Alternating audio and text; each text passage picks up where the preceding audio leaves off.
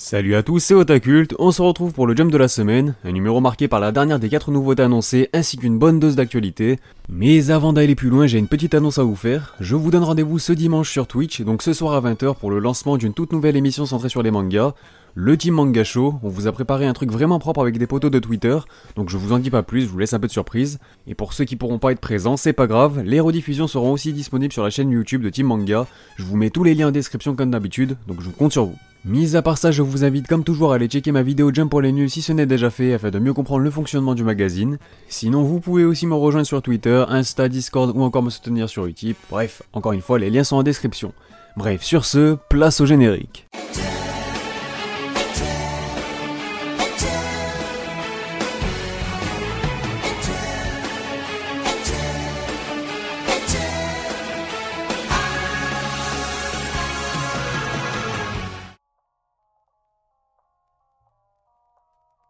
Tout d'abord, commençons comme d'habitude par la partie hors classement.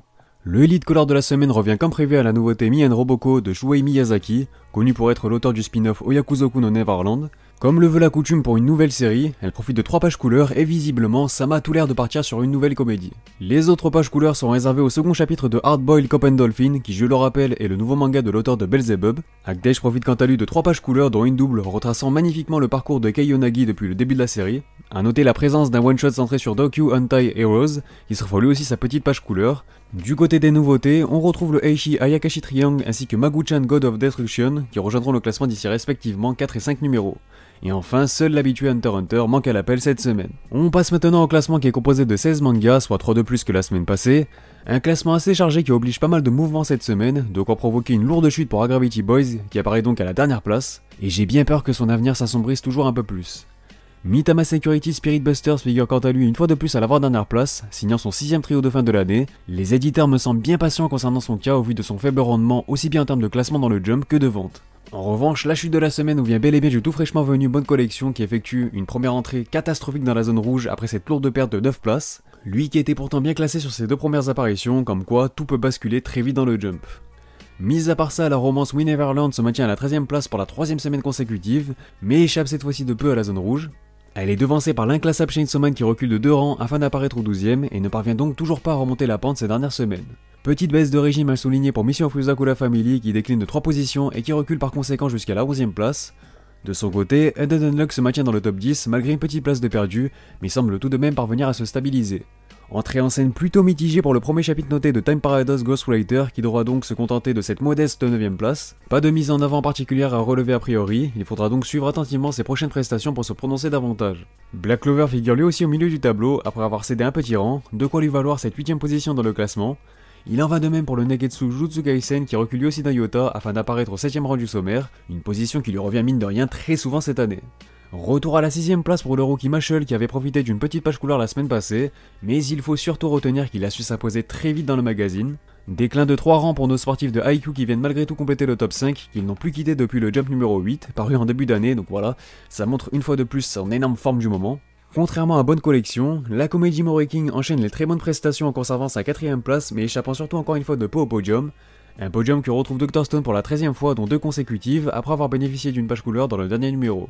Toujours dans sa forme digne de son heure de gloire, plus rien n'arrête My Hero Academia qui enchaîne une 5ème présence consécutive en étant minimum à la seconde place du top, autant dire que c'est clairement lui qui profite des fins de Demon Slayer et de The Promised Neverland. Malheureusement pour lui, il est tout de même contraint de délaisser son trône au profit des pirates de One Piece qui s'emparent donc de la couronne afin de marquer leur retour de pause. On enchaîne avec les informations concernant le Jump numéro 32, dont le lead color reviendra à Haikyuu pour la 3ème fois de l'année afin de célébrer son 400ème chapitre. Les autres pages couleurs seront réservées au second chapitre de la nouveauté Mi Roboko, tandis que Moray King verra son petit gain de popularité récompensé par une nouvelle page couleur, et c'est même la première depuis celle qui visait à marquer son lancement. Dr Stone en profitera à son tour, une fois de plus j'ai envie de dire. De plus, Hard-Boiled Cop and Dolphin et Ended Unluck profiteront quant à eux de quelques pages supplémentaires, sans oublier que One Piece sera une nouvelle fois en pause, sa 8ème de l'année. On passe à la rubrique actualité et on va dans un premier temps commencer par l'actu anime. Tout d'abord, j'ai enfin une date à vous partager concernant la saison 2 de Dr Stone qui est donc prévue pour janvier 2021. Celle-ci adaptera l'arc Stone Wars comme nous l'indique son nouveau visuel ainsi que son nouveau trailer sorti pour l'occasion. Bonne nouvelle également pour les fans de One Piece cette semaine puisque les nouveaux épisodes de l'anime seront disponibles chaque lundi soir à 22h35 en simulcast chez Crunchyroll. J'en profite pour vous rappeler que le premier épisode d'un nouveau format intitulé Rêverie, centré sur la série, est sorti hier sur la chaîne. On revient notamment sur les meilleurs flashbacks du manga et leur utilité, donc si ça vous intéresse, vous savez où aller.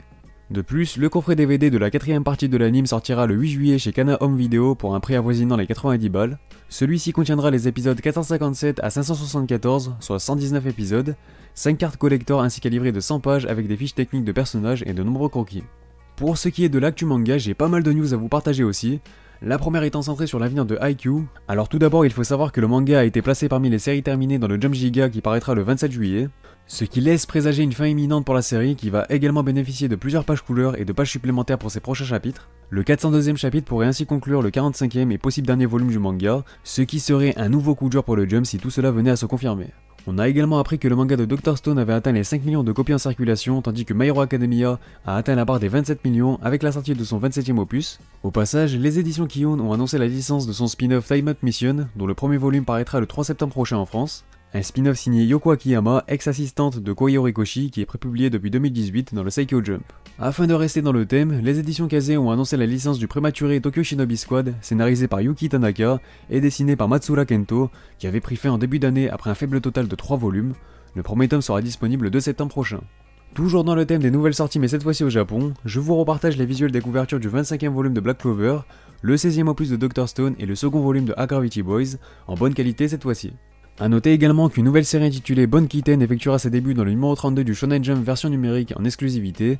Il s'agit d'un nouveau manga de Kasuza Inaoka, un auteur qui avait connu un échec assez récent dans le Jump avec sa série Invade You, il me semble que c'était en 2018. La nouvelle série Mori King s'est quant à elle offert un compte Twitter officiel dédié à la série que je vous mettrai en description. De nouvelles réimpressions ont été fixées le 28 juillet pour les 7 premiers volumes de Chainsaw Man, et enfin, vous pouvez noter que le manga de World Trigger repart en pause, mais je vous rassure tout de suite, il effectuera son retour dans le Jump Square du mois de septembre. Pour conclure cette vidéo, je vous propose comme toujours le top Oricon avec les ventes de la semaine du 22 au 28 juin 2020. Tout d'abord, hors du top 50, le 22e opus de Yuna de la Pursuit Yuragi augmente faiblement son compteur en ajoutant à peine 2710 unités, pour un total avoisinant désormais les 55 000 exemplaires vendus. Le premier volume de Mashle a déjà bien franchi la barre des 30K, ce qui est encore une fois très prometteur comme début. Le 17e tome de la romance We Never Learn se rapproche quant à lui doucement des 100 000 unités, tandis que Chainsaw Man avoisine de son côté les 170 000 copies vendues. Première semaine hors du top pour le 11e opus de Jujutsu Kaisen qui se rapproche malgré tout toujours plus du cap des 250 000 unités, le tout avec l'appui de son manga seulement, c'est archi propre. Et enfin je vous laisse cette fois-ci avec un vrai top Kimetsu puisque la suprématie est totale cette semaine. Il a encore une fois ajouté plus de 900 000 unités à son compteur, lui permettant de se rapprocher des 55 millions d'exemplaires vendus rien que cette année. Et dire qu'il reste encore une bonne vingtaine de semaines avant la fin de l'année, justement, c'est astronomique.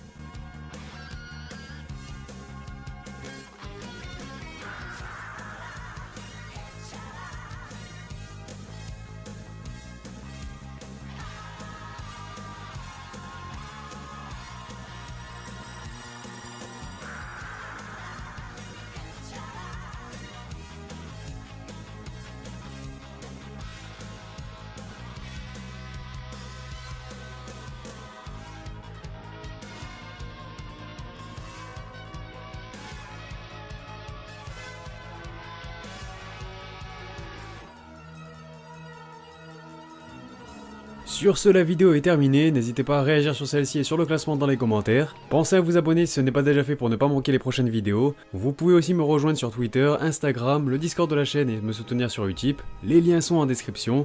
Quant à moi, je vous dis à bientôt pour de prochaines vidéos, portez-vous bien, et sur ce, on se reverra.「